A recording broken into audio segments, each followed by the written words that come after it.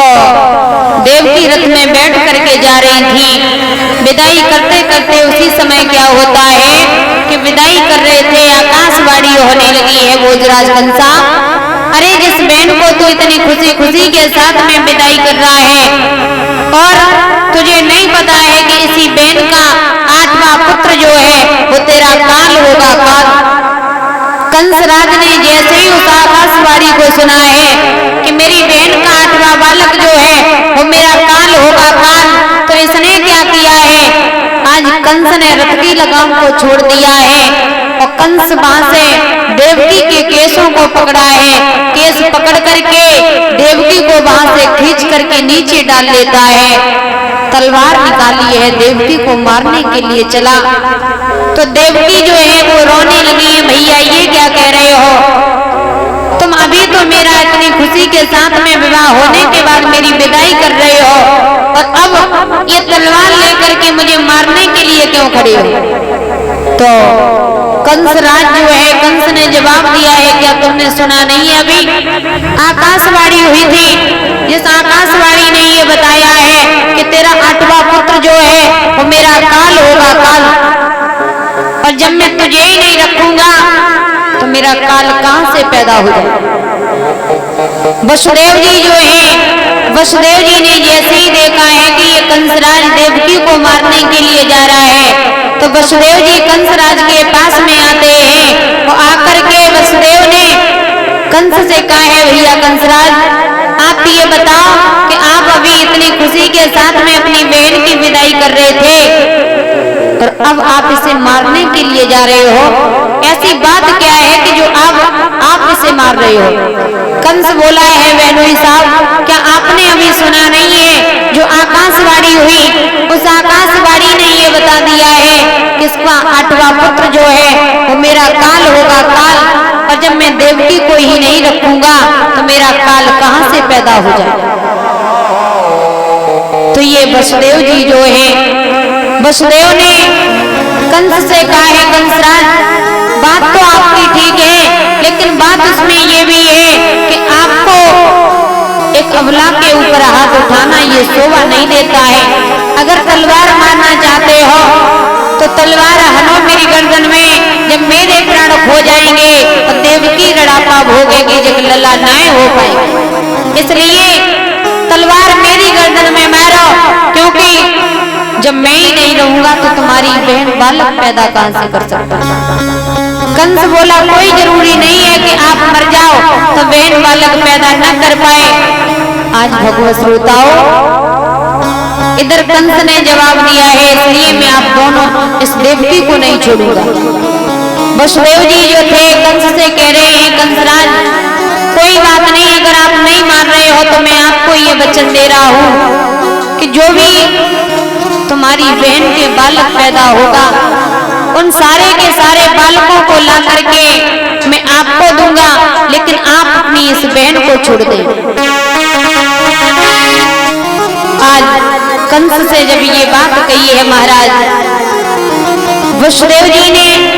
तो कंस बोला है ठीक है, हम आप दोनों को छोड़ तो देंगे, लेकिन ऐसे नहीं छोड़ूंगा, आप दोनों के हथकड़ी और बेड़ियां लगा देंगे, हथकड़ी बेड़ियां लगा करके मथुरा की जेलों में डाल देंगे। धीरे धीरे भगवत श्रोताओं, कंस ने क्या किया है, वसुदेव ने जब कह दिया है कि जो भी बालक पैदा होगा सारे के सारे बालकों को ला करके मैं आपको दूंगा, तो हथकड़ी बेड़ियां वसुदेव और देवकी के लगा दी हैं और हथकड़ी बेड़ियां लगा करके वसुदेव और देवकी को वहां से मथुरा की जेलों के बीच में डाल दिया है। जब मथुरा की जेलों के बीच में डाल दिया गया है, अब धीरे धीरे समय बीतने लगा, देवकी जेलों में पड़ी है, रो रही है, मेरा विवाह होकर के ससुराल में जा रही थी, लेकिन अकस्मात ऐसी आकाशवाणी हुई जो कंसराज ने डर की बजाय हथकड़ी बेड़ियां लगा करके हमें मथुरा की जेलों के बीच में डाल दिया है। धीरे धीरे समय बीता है, ये देवकी जेल में है, जेलों के बीच में देवकी का पहला बालक पैदा होता है। पहला बालक जब पैदा हुआ तो कंस के पास वसुदेव जी उस बालक को लेकर के पहुंचे हैं, कंसराज को दिया है, ये बालक तुम्हारी बहन के पैदा हुआ। कंस ने मन में विचार किया कि मेरा काल तो 8वां बालक है, लेकिन ये तो पहला वाला बालक है। कंस ने विचार किया ऐसा करें मैं इस बालक को छोड़ दूं, क्योंकि 8वां बालक मेरा काल है, ये तो पहला पुत्र है। जवाब दिया है ऐसा करो आप इस बालक को जेल में ले जाओ और जाकर के खुशियां मनाओ, क्योंकि ये तो पहला बालक है। वसुदेव ने उस बालक को लिया, लेकर के जेलों में आए और जेलों में जैसे ही आए हैं आज वसुदेव जी ने वो बालक देवकी को दिया है। देवकी ने बालक को लिया है, अपनी गोदी में रख लेती है, बालक को बड़े लाड प्यार कर रही है, अपने गले से लगाती है। इधर नारद बाबा ने क्या देखा है कि अगर कंस सब बालकों को छोड़ता जाएगा तो भगवान को आने में बहुत देर हो जाएगी। तो नारद बाबा वहां से चले और कंस के पास में पहुंचे हैं और कंस से जाकर के जवाब दिया है कंसराज आज बड़े खुश नजर आ रहे हो। कंस बोला खुशी की तो बात है कि बहन के बालक पैदा हुआ। नारद बाबा बोले कहाँ है? कंसराज से कहा है तुमने मार दिया या छोड़ दिया उसे? कंस बोला मैंने मारा नहीं है, मैंने उस बालक को छोड़ दिया है, क्योंकि इसलिए मैंने छोड़ दिया है कि मेरा काल जो है वो 8वां बालक है, लेकिन ये तो पहला वाला बालक था।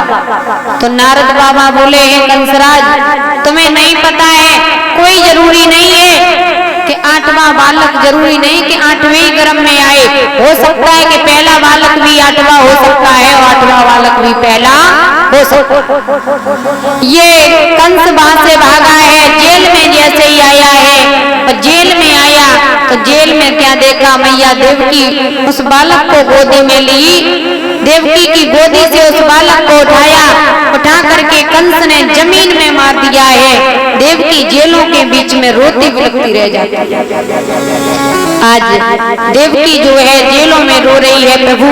अब अवतार लो, क्योंकि ये कंस जो है मेरे बालकों की भी हत्या करने लगा है, मेरे हथकड़ी बेड़ियां लगी हैं और जेलों में पड़ी है। रो रही है देवकी।